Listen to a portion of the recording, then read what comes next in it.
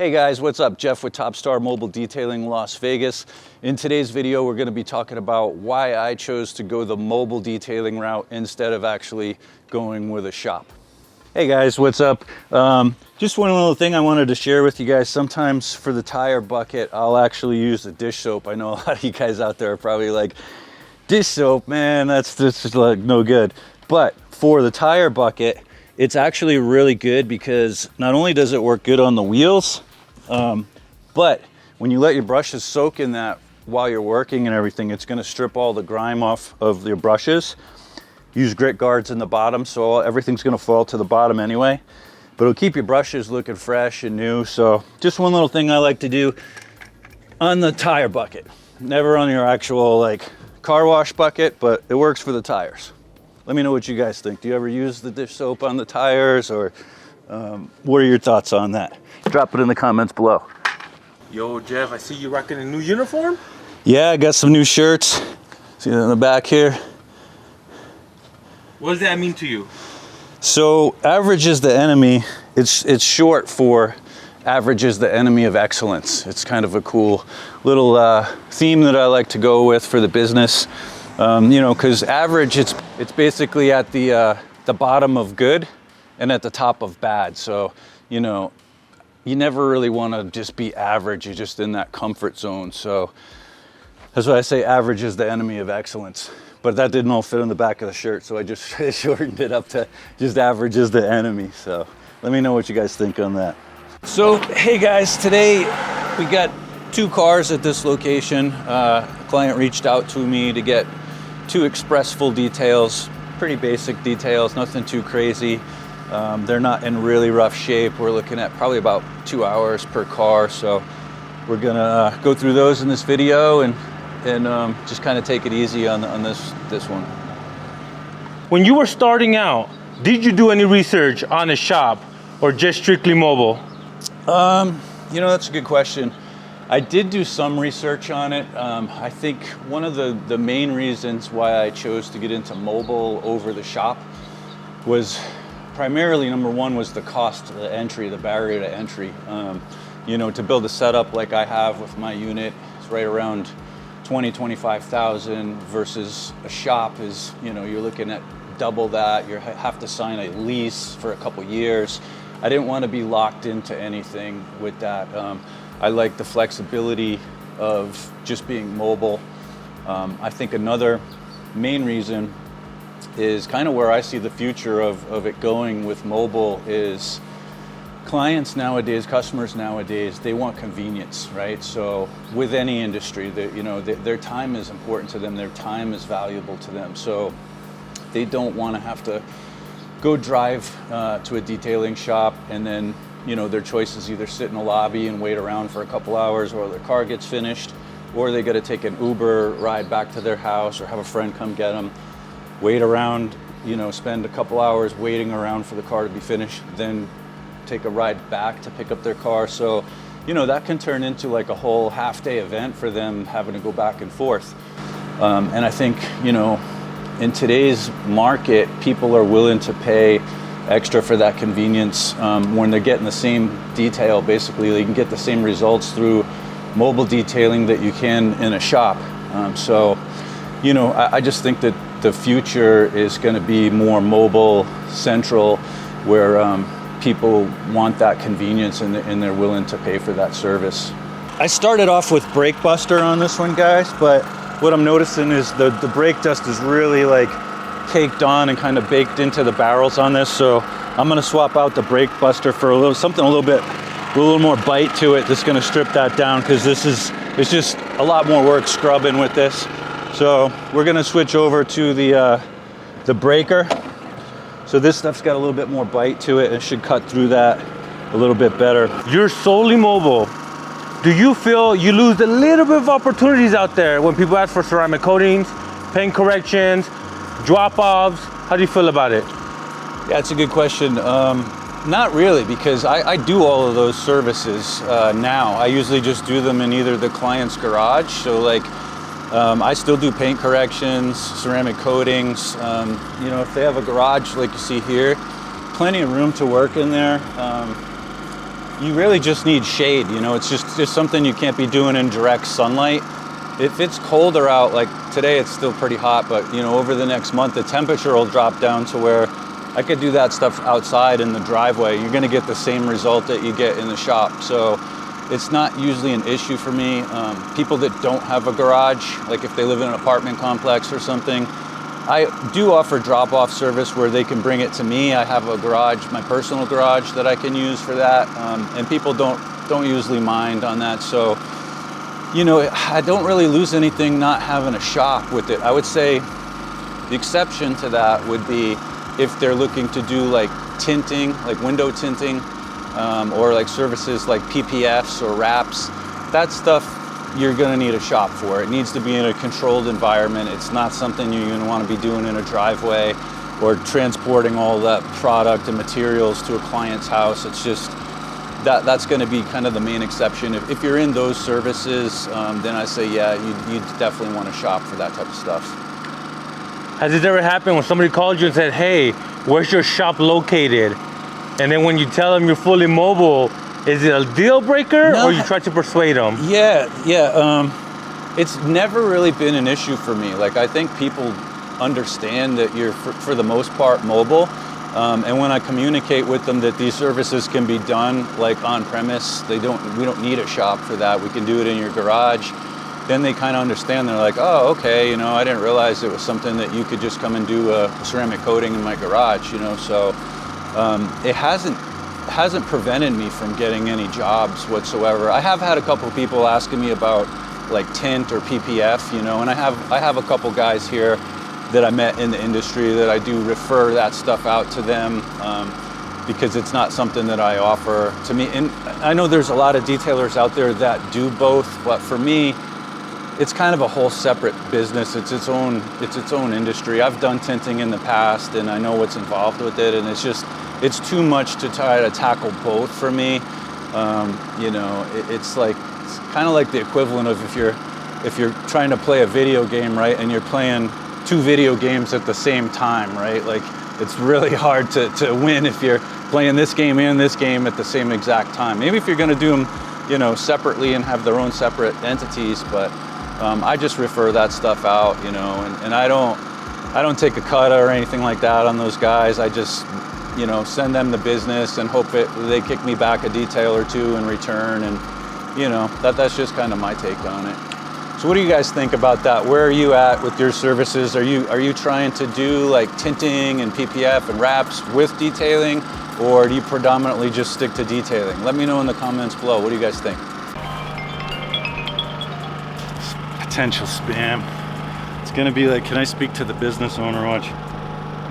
Hello, this is business listing verification with an urgent message. Get these We're like calling you because customers are 2 or 3 of these a day. voice search. I don't even usually like to answer the ones that say potential spam, but you never know. Yeah, so another service that I could list on there would be like landscaping, you know, for like leaves. Just take the stuff there. I mean, I could clean the whole yard just like this. Boom, $25. All right, Jeff. So there's a lot of detailers that say a shop is better because during the summer, the heat, the winter, the cold, the rain. Yeah. How do you feel about it, man? I'd say that's what separates the men from the boys, you know. Nah, I'm just joking. I mean, everybody has their own opinions on what's best. I mean, shops definitely have their pros too. I'm not knocking shops in any way. Like, would I prefer to be working in a nice air-conditioned shop when it's 115 degrees out in Vegas? Yeah, of course. Same goes for the winter time when it's, you know, freezing cold out, it's windy, your hands are wet, your feet are wet. I'd much rather be in a climate-controlled shop. It's going to be a lot better. But you know, each one has its pros and cons too. So with me, for mobile, I just like the freedom of, you know, being outside. It's beautiful out right now. Like being in different environments every day, not just kind of stuck in that one location, having to be in that shop all day. When you have a shop, you have hours that you have to be there. So if you're open from 9 to 5 every day, you have to be in that shop from 9 to 5 every day. Whereas mobile, I kind of have a little bit more freedom where, like, if I feel like blocking off a couple hours out of my day, I can just block it off on the schedule and go have lunch with a friend or whatever it is I want to do. Take a half day or something. I'm not restricted to having to be there during those hours. So it does have a sense of freedom with it that I really enjoy. And you know, I like being outside for the most part. It's just a better fit for me. What do you guys think? Do you prefer like working in a shop or mobile? What are your thoughts on it, guys? Let me know. Drop in the comments below. Top Star Detailing, this is Jeff. Good morning. Hey, I was checking to see what availability you had this morning for a mobile detail. Yeah, sure. What type of vehicle do you have? It's a classic. I'm here for that lowrider car show here in Vegas. Oh, cool. Let me just pull up the calendar real quick and see what I have for availability. Okay. Let's see. I have some availability a little bit later in the day, if that would work for you. I'm booked up till around like 4:35. I could get to it probably around 4:35. Would that work for you? I gotta be in there by 2 o'clock. No, that's unfortunate. That's not gonna work. You know what? Let me do this. Can I call you right back, because I'm gonna see if I can move something around a little bit. I'll see if I can shuffle something around for you. Yeah, can you please? Yeah, and then let me just make sure I got your number here. Yeah, okay, I got your number. Give me about 10 minutes. I'm gonna see if I can shuffle some stuff around to where I can fit you in, okay?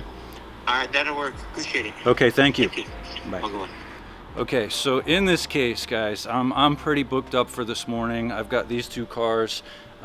They actually added on an extraction to the second car, so that would put me pretty tight on time as far as being able to get to this guy. I know I'm not going to personally be able to do it, but I do have a friend of mine that has his own detailing company.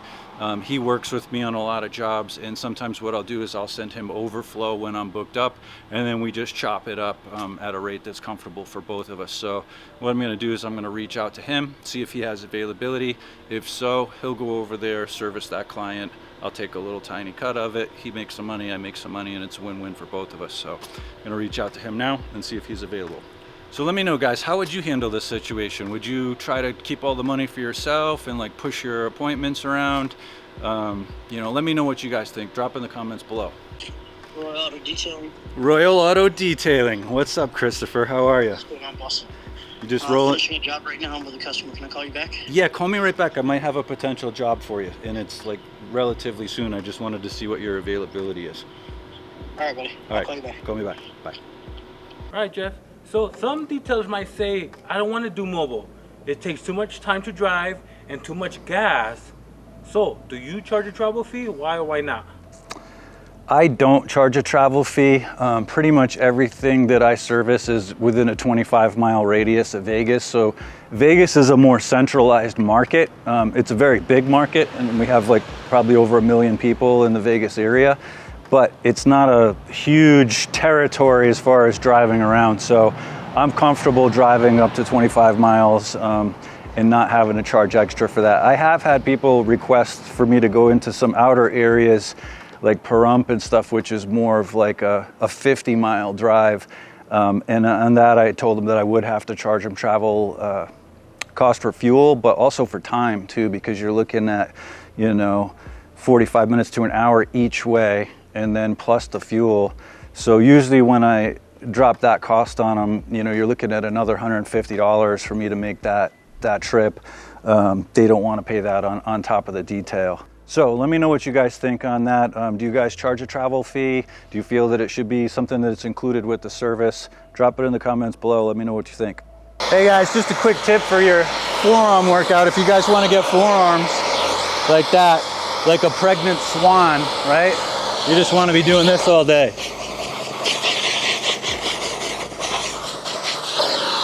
Boom. Got it. Hey guys, just a quick tip for you. If you're looking to build up your biceps, while you're working out, then you just want to grab a couple of 5-gallon buckets and do some bicep curls in between details. There you go. This is going to give you those guns.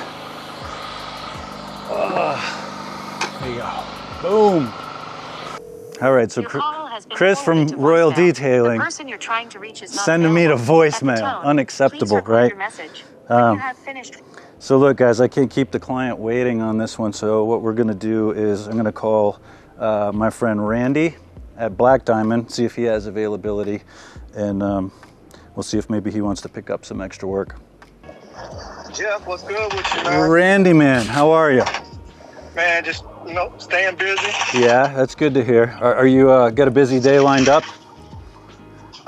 So I did 2, headed to the UFC facility after I fill up my water, and then I got about 3 or 4 more on the schedule for today. Okay, so you're pretty booked up, huh? I was gonna say I had a client that's looking to get a detail today on a 66 Impala for a car show, but I'm pretty booked up as well. That So truck yesterday for that car show too. Did you? Oh, that's for that low rider. Yeah. Oh, okay, I did one for another one. I did a 65 Ford Yeah. truck for some car show. All right, so you don't have any time then today? No. No. Yeah, I'm slammed. Man, no worries. Hey, The last minute. Shit. Another thing too, while I got you on the phone, I got my man Ray's out here. We're recording some videos, and we wanted to see if maybe you had some availability in the next couple days where we could get together and just do like a quick little Q&A with me and you on some stuff. You be down for that? That sounds good. Yeah? I'm down for this weekend. Yeah. Okay, cool. I'll reach out to you when we get some time, and we can even come to like where you're at or whatever. We'll figure out the logistics later, but just wanted to see if you'd be open to it. Oh yeah, I am. I'm cool. It's all good. Awesome. All right, man. Well, good talking with you. I'll let you get back to it and go crush it, man. I'll see you this weekend. All right. Bye. All right, so everybody's busy in Vegas, so it's a good thing, man. We're gonna reach back out to the client and just say that it's a no-go for us today. Hello? Hey, this is Jeff with Top Star Mobile Detailing. We just spoke a little while ago in regards to the detail for your car show. Oh, yeah.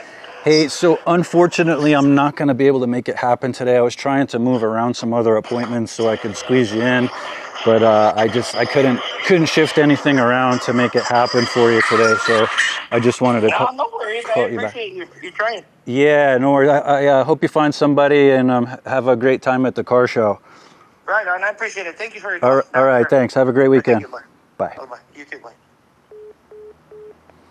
Well, it is what it is. Can't help everyone, you know. Sometimes it just doesn't work out, and they'll go back into the detailing pool, and somebody will get that call and book an appointment for today. Hey guys, one thing I started doing on some of the windows that have like a film on the inside, like a little bit of haze from either like smoking or where the dash like kind of releases those gases and stuff, and it gets on the inside of the windshield, is I'll take a damp towel that I use to like dry the car and give it the inside a wipe with the towel before I use the glass cleaner. You can see how it's kind of like taking the majority of that stuff off. If you just go straight to the glass cleaner with a towel, it kind of just leaves a lot of streaks and smears. So this takes off like probably 80 to 90% of it. And then when you come in and hit it with the glass cleaner and the towel later, it leaves it nice and streak free. You never want to finish with this. I mean, this is not the end result for sure. So you always have to do the actual glass cleaner with a clean towel later. This just kind of strips off that layer of grime, that film, and then it makes it much easier for the glass cleaner.